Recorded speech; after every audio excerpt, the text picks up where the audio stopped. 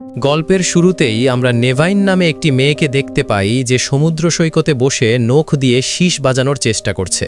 অন্যদিকে সমুদ্রের তীরে বসে তার বাবা মা কোনো এক গম্ভীর বিষয়ে আলোচনা করছেন। এখান থেকে আমরা জানতে পারি যে নেভাইনের বাবা মিলস একজন মহাকাশচারী এবং কিছুদিন পরই সে একটি দীর্ঘ মহাকাশ অভিযানে যাবে। এই অভিযানে যাওয়ার মূল কারণ ছিল নেভাইনের অসুস্থতা। তার চিকিৎসার জন্য প্রচুর অর্থের প্রয়োজন ছিল, আর সেই টাকা জোগাড় করতেই মিলস এই কঠিন মিশনে যেতে রাজি হয়। যাওয়ার আগে মিলস তার মেয়ে নেভাইনকে অনেক আদর ও ভালোবাসা দিয়ে বিদায় জানায়। এরপর দৃশ্যে আমরা মহাকাশে একটি বিশাল মহাকাশযান দেখতে পাই। যানটি তখন অটো পাইলট মোডে চলছিল। হঠাৎ সেটি একটি বিশাল উল্কাপিণ্ডের বলয়ে অ্যাস্টেরয়েড বেল্টে প্রবেশ করে। বিপদ সংকেত হিসেবে মহাকাশযানের অ্যালার্ম বাজতে শুরু করে। এই মহাকাশযানেই করে মিলস তার মিশনে যাচ্ছিল। যখন এই দুর্ঘটনাটি ঘটে তখন মিলস সহ বাকি যাত্রীরা কৃত্রিম নিদ্রায় ক্রায়োস্লিপে আচ্ছন্ন ছিল। অ্যালার্মের শব্দে মিলসের ঘুম ভেঙে যায়। সে দ্রুত মহাকাশযানটিকে নিয়ন্ত্রণে আনার আপ্রাণ চেষ্টা করে, কিন্তু কোনো লাভ হয় না। এক পর্যায়ে একটি বিশাল উল্কা মহাকাশযানটির পাওয়ার পয়েন্টে সরাসরি আঘাত করে। এর ফলে যানটি পুরোপুরি নিয়ন্ত্রণ হারিয়ে ফেলে এবং কাছের একটি অজানা গ্রহে প্রচণ্ড বেগে আছড়ে পড়ে। সংঘর্ষের ফলে মহাকাশযানটি ভেঙে কয়েক টুকরো হয়ে যায় এবং এর বিভিন্ন অংশ গ্রহের বিভিন্ন স্থানে ছড়িয়ে পড়ে। তবে মিলস যে কেবিনে ছিল সেটি একটি জলাভূমির ধারে আছড়ে পড়ে। কিছুক্ষণ পর মিলসের জ্ঞান ফিরে আসে। সে দেখতে পায় যে দুর্ঘটনার ফলে তার শরীরের ভেতরে মহাকাশযানের ধাতব টুকরো ঢুকে গেছে। প্রচণ্ড যন্ত্রণার মধ্যেও সে সেগুলো শরীর থেকে বের করে ফেলে। এরপর সে তার স্পেস স্যুট পরে বিধ্বস্ত যানটি থেকে বাইরে বেরিয়ে আসে। বাইরে বেরিয়ে সে অবাক হয়ে লক্ষ্য করে যে এই অজানা গ্রহটি অনেকটা তাদের নিজেদের গ্রহের মতোই। এখানে গাছপালা এবং পানি রয়েছে, কিন্তু পরক্ষণেই সে দেখতে পায় যে তার সহকর্মী যাত্রীরা সবাই মৃত অবস্থায় চারদিকে ছড়িয়ে ছিটিয়ে পড়ে আছে। সহকর্মীদের মৃতদেহ দেখে মিলস ভীষণ ভেঙে পড়ে। সে বুঝতে পারে এই গ্রহের বায়ুমণ্ডলে অক্সিজেন রয়েছে, তাই সে তার হেলমেট খুলে বুক ভরে শ্বাস নেয়। কিছুক্ষণ পর সে বিধ্বস্ত কন্ট্রোল প্যানেলের কাছে যায় এবং রেডিও সিগন্যালের মাধ্যমে একটি জরুরি বার্তা SOS পাঠানোর চেষ্টা করে। অনেক প্রচেষ্টার পর সে মেসেজটি রেকর্ড করতে সক্ষম হয়। সে বলে, আমাদের মিশন শেষে ফেরার পথে একটি বড় দুর্ঘটনার কবলে পড়ে আমরা এক অজানা গ্রহে আছড়ে পড়েছি। এখানকার বাতাসে অক্সিজেন আছে, কিন্তু আমার সাথে থাকা বাকি সব সদস্য মারা গেছে। আমি একা বেঁচে আছি। সে বার্তাটি পাঠানোর চেষ্টা করে, কিন্তু দুর্ভাগ্যবশত সেটি সেন্ড হয় না। চরম হতাশায় মিলস তার মেয়ের সঙ্গে কাটানো পুরনো আনন্দময় মুহূর্তগুলোর ভিডিও দেখতে থাকে। সেগুলো দেখতে দেখতে তার মনে হচ্ছিল হয়তো সে তার প্রিয় মেয়েকে আর কোনোদিন দেখতে পারবে না। কিন্তু জীবনযুদ্ধে হার না মেনে সে আবারও উঠে দাঁড়ায় এবং বেঁচে থাকার পথ খুঁজতে জঙ্গলের আশেপাশে ঘুরে দেখতে শুরু করে। হঠাৎ সে মাটিতে একটি বিশাল থাবা বা পায়ের ছাপ দেখে স্তব্ধ হয়ে যায়। আতঙ্কে সে দ্রুত নিজের কেবিনে ফিরে আসে। পরদিন সকালে যখন সে আবার আশেপাশে পর্যবেক্ষণ করতে বের হয়, তখন তার চোখে পড়ে এক অতিকায় প্রাণীর কঙ্কাল, যা সাধারণ কোনো প্রাণীর চেয়ে অনেক বেশি বড় এবং অস্বাভাবিক। মিলস দ্রুত বুঝতে পারে যে এই গ্রহে অত্যন্ত ভয়ঙ্কর ও বিচিত্র সব প্রাণী রয়েছে। ঠিক এই মুহূর্তেই আমরা অনুধাবন করতে পারি যে এই গ্রহটি অন্য কোনো মহাকাশীয় পিণ্ড নয়। এটি আসলে আমাদের পৃথিবী, তবে তা 65 মিলিয়ন বছর আগের ডাইনোসরদের শাসনামল। বিপদ টের পেয়ে মিলস আরও সাবধান হয়ে যায়। সে তার উন্নত স্ক্যানারটির মাধ্যমে মহাকাশযানের বাকি অংশগুলো খুঁজতে শুরু করে। হঠাৎ স্ক্যানারে একটি সংকেত ধরা পড়ে।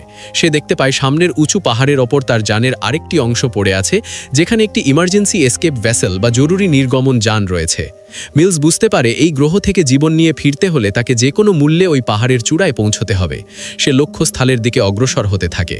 হঠাৎ রাস্তার পাশের ঝোপঝাড়ে কোনো এক প্রাণীর নড়াচড়া লক্ষ্য করে সে ভেবেছিল হয়তো কোনো ডাইনোসর তাকে আক্রমণ করতে আসছে, তাই সে সতর্ক হয়ে অস্ত্র তাক করে। কিন্তু তাকে অবাক করে দিয়ে ঝোপের ভেতর থেকে একটি 9 বছরের ছোট মেয়ে বেরিয়ে আসে এবং ভয়ে দৌড়ে পালাতে থাকে। মিলস অবাক হয়ে যায় যে এই জনমানবহীন গ্রহে আরও একজন মানুষ জীবিত আছে। সে কালক্ষেপণ না করে মেয়েটির পিছু পিছু ছুটতে থাকে। মিলস এক পর্যায়ে দৌড়ে গিয়ে মেয়েটিকে ধরে ফেলে। জায়গাটি নিরাপদ মনে না হওয়ায় সে তাকে আগলে ধরে নিজের বিধ্বস্ত মহাকাশযানের ভেতরে গিয়ে আসে। মিলস তাকে অনেক প্রশ্ন করতে থাকে, কিন্তু মেয়েটি প্রচণ্ড ভয় পেয়ে গিয়েছিল।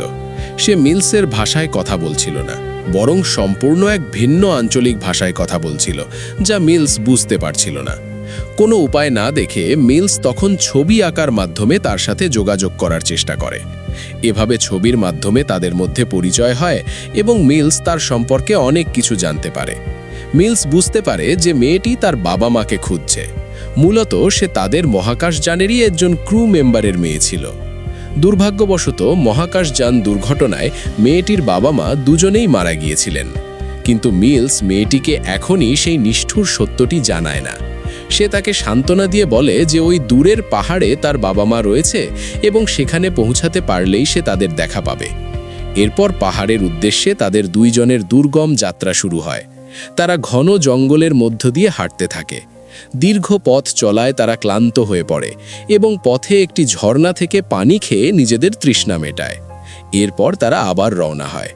কিছুক্ষণ পর মিলস তার স্ক্যানারে পাহাড়ের সঠিক লোকেশন খুঁজে পাচ্ছিল না, তাই সঠিক দিক নির্ণয় করতে সে একটি বিশাল গাছে উঠে পড়ে। কিন্তু গাছ থেকে চারপাশ দেখার সময় হঠাৎ অন্যমনস্ক হয়ে যাওয়ায় সে ভারসাম্য হারিয়ে ফেলে এবং সরাসরি উঁচু ডাল থেকে মাটিতে আছড়ে পড়ে। অত ওপর থেকে পড়ে যাওয়ায় সে শরীরে প্রচণ্ড চোট পায়। ঠিক সেই মুহূর্তেই তাদের ওপর আক্রমণ করে বসে একদল ভয়ঙ্কর মাংসাশী ডাইনোসর। আত্মরক্ষার জন্য তারা দ্রুত একটি বিশাল গাছের আড়ালে লুকিয়ে পড়ে। কিন্তু ক্ষুধার্ত ডাইনোসরগুলো তাদের পিছু ছাড়ে না এবং একের পর এক আক্রমণ করতে থাকে। মিলস তার হাতে থাকা উন্নত প্রযুক্তির বন্দুক দিয়ে ডাইনোসরগুলোকে প্রতিহত করার চেষ্টা করে। এই লড়াইয়ের মাঝেই ছোট মেয়ে কোয়া ভয়ে সেখান থেকে দৌড়ে পালিয়ে যায়। পালাতে পালাতে সে একটি নিচু জায়গায় গিয়ে আশ্রয় নেয়। সেখান থেকে সে সামনের দিকে তাকিয়ে মিলসের সাথে ডাইনোসরদের লড়াই দেখছিল, কিন্তু সে বুঝতেও পারেনি যে পেছন থেকে আরও অনেকগুলো ছোট ডাইনোসর তাকে ঘিরে ফেলেছে। কুয়া প্রচণ্ড ভয় পেয়ে যায় এবং ক্ষুধার্ত ডাইনোসরগুলো তাকে খাওয়ার জন্য একদম সম্মুখে চলে আসে। ঠিক সেই মুহূর্তে মিলস তার বন্দুক নিয়ে সেখানে হাজির হয় এবং ডাইনোসরগুলোর ওপর অনবরত গুলি চালিয়ে তাকে নিশ্চিত মৃত্যুর হাত থেকে বাঁচিয়ে নেয়। মিলস একের পর এক ডাইনোসরকে গুলি করে মারলেও একটি ডাইনোসর বেঁচে যায় এবং সেটিকে নিয়ে পালানোর চেষ্টা করে। মিলস কালক্ষেপণ না করে বন্দুক হাতে নিয়ে দৌড়ে গিয়ে ডাইনোসরটিকে পরাস্ত করে এবং মেয়েটিকে উদ্ধার করে। ছোট মেয়েটির কাছে এই পুরো ঘটনাটি একটি দুঃস্বপ্নের মতো মনে হতে থাকে। সে অত্যন্ত আতঙ্কিত হয়ে পড়লে মিলস তাকে নিজের মেয়ের মতো করে আগলে ধরে সাহস যোগায়। এরপর তারা বুঝতে পারে যে ওই এলাকার পরিস্থিতি মোটেও ভালো নয় এবং যে কোনো মুহূর্তেই আবার বড় কোনো ডাইনোসর হানা দিতে পারে। নিরাপদ আশ্রয়ের খোঁজে তারা একটি পাহাড়ের গুহায় প্রবেশ করে এবং সেখানে তাদের বহনযোগ্য সিকিউরিটি অ্যালার্ম সিস্টেম অন করে রাখে। তারা যখন গভীর ঘুমে আচ্ছন্ন, ঠিক মাঝরাতে অ্যালার্ম বেজে ওঠে এবং মিলসের ঘুম ভেঙে যায়। সে আতঙ্কে দেখতে পায় যে মেয়েটির মুখ দিয়ে বিষাক্ত ফেনা বের হচ্ছে। মিলস দ্রুত তার মুখ পরীক্ষা করে দেখতে পায় যে একটি ঘৃণ্য বিষাক্ত পোকা তার মুখের ভেতর ঢুকে রয়েছে।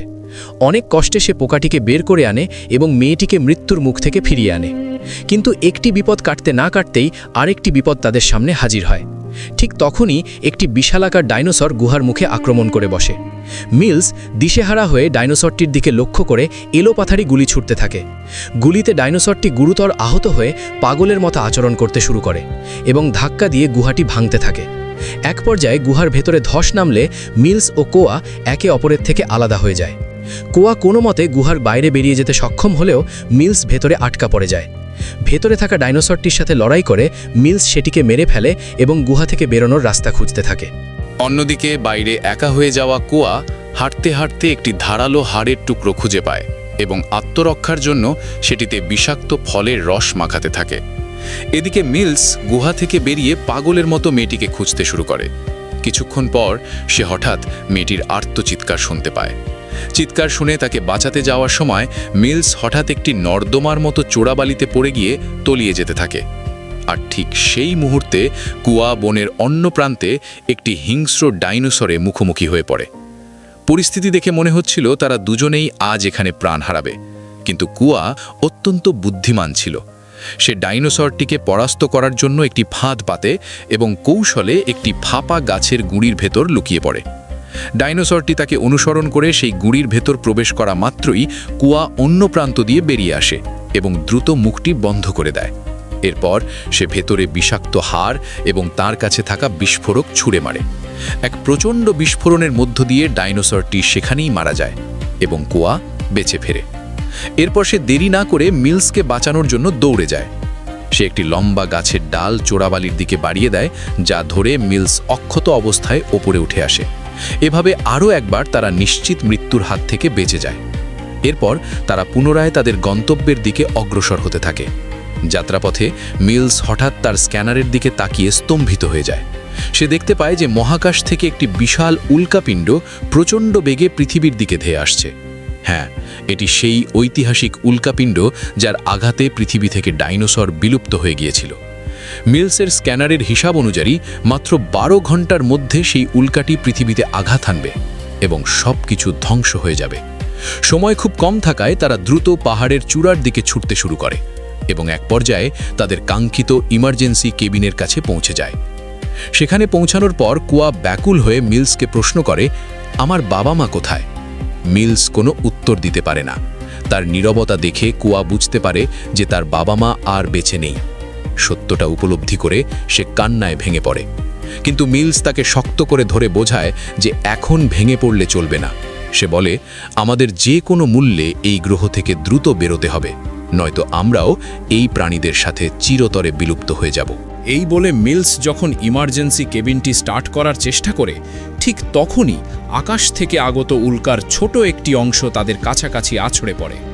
এর ফলে পুরো এলাকা কেঁপে ওঠে এবং পাহাড়ের চূড়া থেকে তাদের কেবিনটি গড়িয়ে নিচে একটি চিপায় বা খাঁজে আটকে যায়। একদিকে উল্কার পতন আর অন্যদিকে ঠিক সেই মুহূর্তেই এক বিশালাকার হিংস্র ডাইনোসর তাদের ওপর আক্রমণ করে বসে। তাদের অবস্থা দেখে মনে হচ্ছিল যেন তারা এক বিপদ থেকে উদ্ধার পেয়েই তৎক্ষণাৎ আরেক মহাবিপদে পড়ছে। বিশালাকার ডাইনোসরটি তাদের ওপর ঝাঁপিয়ে পড়ে খাওয়ার চেষ্টা করে, আর মিলস তার বন্দুক দিয়ে অনবরত গুলি চালিয়ে নিজেকে ও কুয়াকে বাঁচানোর আপ্রাণ চেষ্টা করে। এক পর্যায়ে ডাইনোসরটি মিলসের একদম কাছে চলে আসে। দেখে মনে হচ্ছিল এটাই হয়তো মিলসের জীবনের শেষ মুহূর্ত। ঠিক তখনই কুয়া পাশ থেকে দৌড়ে এসে তার বিষাক্ত ফলের রস মাখানো সেই ধারালো হাড়টি দিয়ে ডাইনোসরটির চোখে সজোরে আঘাত করে। ডাইনোসরটি অন্ধ হয়ে যায় এবং হাড়ের বিষে যন্ত্রণায় কাতরাতে কাতরাতে একসময় নিস্তেজ হয়ে মারা যায়। অবশেষে এই দুই দুঃসাহসী মানুষ তাদের ইমার্জেন্সি কেবিনটি চালু করে মহাকাশের উদ্দেশ্যে রওনা দেয়। অন্যদিকে আমরা দেখতে পাই সেই বিশালাকার প্রধান উল্কাপিণ্ডটি পৃথিবীর বায়ুমণ্ডল ভেদ করে আগুনের গোলার মতো ধেয়ে আসছে। তারা যখন পৃথিবীর বায়ুমণ্ডল ত্যাগ করে মহাকাশে নিরাপদ দূরত্বে পৌঁছে যায়, ঠিক তখনই উল্কাটি পৃথিবীর বুকে প্রচণ্ড বেগে আছড়ে করে। পুরো পৃথিবী এক প্রলয়ঙ্করী কম্পনে কেঁপে ওঠে এবং আগুনের লেলিহান শিখা সব কিছু গ্রাস করতে শুরু করে। দৃশ্যটি ছিল অত্যন্ত ভয়াবহ এবং শিহরণ জাগানিয়া। মহাকাশযানের ভেতরে মিলস তার এই চরম দুঃসময় কাটিয়ে কিছুটা শান্ত হয়। সে তার প্রিয় মেয়ে নেভাইনের সাথে কাটানো সেই সুখের দিনগুলোর কথা মনে করতে থাকে। অন্যদিকে পৃথিবীর সেই প্রলয়কাণ্ড শেষে নীল গ্রহটি একসময় ধূলিকণায় পরিণত হয়ে চোখের আড়াল হয়ে যায়। এভাবেই শেষ হয় আজকের রোমাঞ্চকর এই মুভিটি। তো মুভিটি কেমন লেগেছে? ভালো লাগলে একটি লাইক দিও এবং বন্ধুদের সাথে শেয়ার করতে ভুলো না। কোন বিষয়ে মুভি তোমরা পছন্দ করো সে বিষয়ে কমেন্ট করো, আর সাবস্ক্রাইব করে পাশেই থাকো। দেখা হচ্ছে পরবর্তী নতুন কোনো ভিডিওতে। ততক্ষণ পর্যন্ত গুড বাই।